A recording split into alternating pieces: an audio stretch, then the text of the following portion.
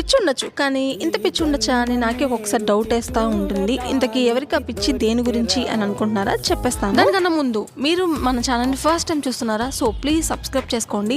పన్నీర్ అంటే పిచ్చి ఉన్నోళ్ళు కమెంట్ చేసేసేయండి. నాలాగే ఇంట్లో పన్నీర్ ఉందంటే ఇంక ఏ కర్రీ కూడా చేయను అనమాట నేను.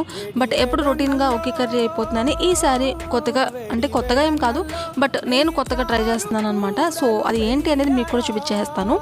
ఫస్ట్ కడాయిలోకి ఆయిల్ వేసుకొని జీలకర్ర, ఉల్లిపాయలు అండ్ అలాగే పచ్చిమిరపకాయలు, టమాటా ముక్కలు ఇవన్నీ కూడా వేసేసుకొని వేయించుకున్నాను. ఆ తర్వాత అల్లం వెల్లుల్లి పేస్ట్ వేసుకుని పచ్చివాసన పోయేంత వరకు వేయించేసుకొని బాగా దగ్గర పడిన తర్వాత కొద్దిగా వాటర్ పోసుకున్నాను. తర్వాత ఉప్పు, కారం, మసాలాలు వేసుకుని అందులోకి పన్నీర్ ముక్కలు కూడా వేసేసి ఉడికేంత వరకు ఉడికించుకోవాలి. ఆ తర్వాత కొత్తిమీర అండ్ నిమ్మకాయ జల్లేసుకుంటే సూపర్ ఉంటుంది టేస్ట్. చాలా బాగా నచ్చింది నాకైతే. ఈ కూల్ వెదర్లో నైట్ టైము ఇలా చపాతీలోకి కర్రీ వేసుకుని తిన్నారంటే సూపర్ ఉంటుంది. మీరైతే సబ్స్క్రైబ్